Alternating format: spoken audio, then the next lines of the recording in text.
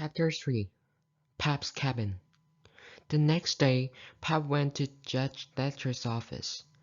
He bullied the judge and tried to make him give up the money, but it didn't work. Then Pop swore he would get the money through the courts. There was a new judge in town and he didn't know my Pap. The new judge said the courts must not separate families if they could help it. He said he would rather not take a child away from his father. So Judge Thatcher and the widow had to give up trying to keep Pop away from me. Pretty soon my Pop went after Judge Thatcher in the courts to make him give up that money.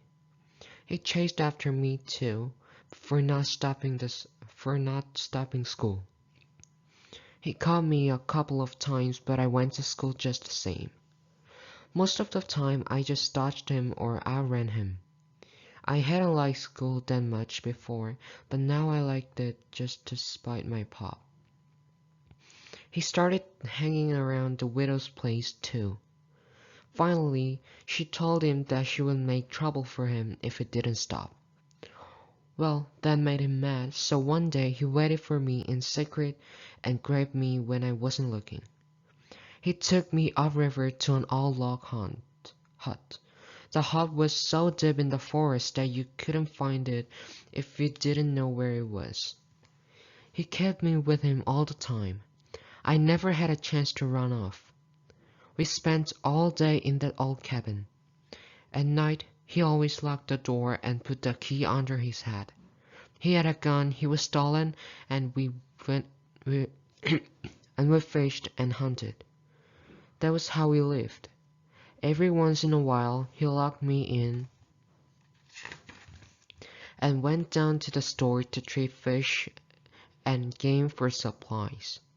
It was kind of lazy and jolly lying around all day with no books or studying to do. 2 months or more passed and my clothes were all rags and dirt again. I couldn't figure out how I had liked it so much at the widow's place, where you had to wash and eat off a plate, comb your hair, go to bed and get up at regular times, and always be bothering about a book.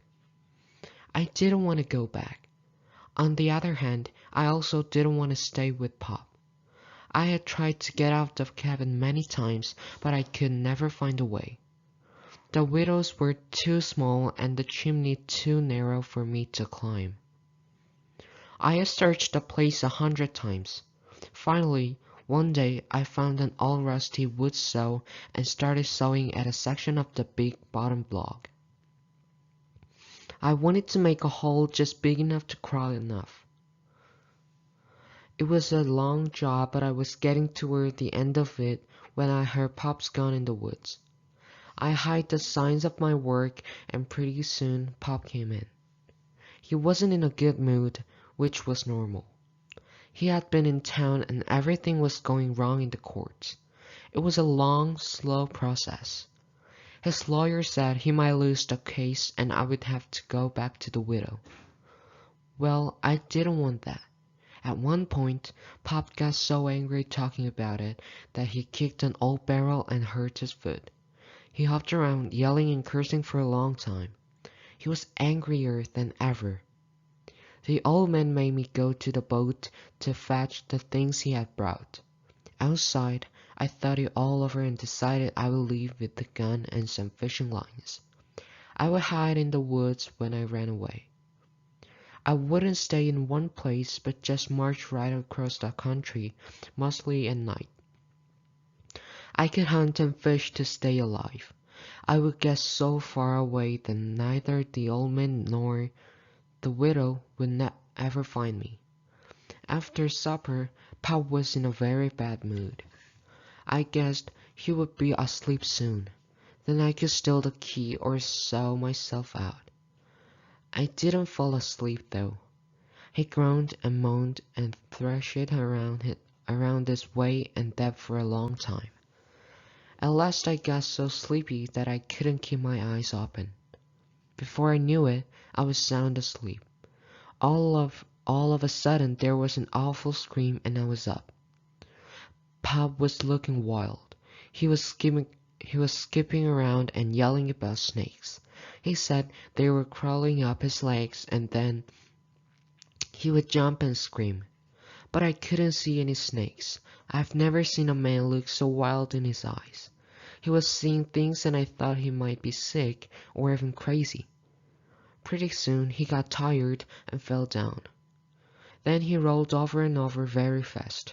He was kicking things, grabbing at the air with his hands, and screaming that there were devils all over him. Finally, he got tired again and lay still for a while, moaning. "Tramp, tramp, tramp, that's the dead," he said. "Tramp, tramp, tramp, they are coming after me, but I won't go. They are here. Don't touch me. Your hands are cold. Let go. Oh, leave a poor devil alone." Then he crawled away, begging to be left alone. He wrapped himself in a blanket and started to cry. By and by, he jumped up and ran after me. He chased me around the hut, calling me the Angel of Death. Once, he caught me by the jacket between my shoulders. I thought I was a gunner, but I slid out of the jacket as quick as lightning and saved myself. Soon he was all tired out again and dropped down with his back against the door.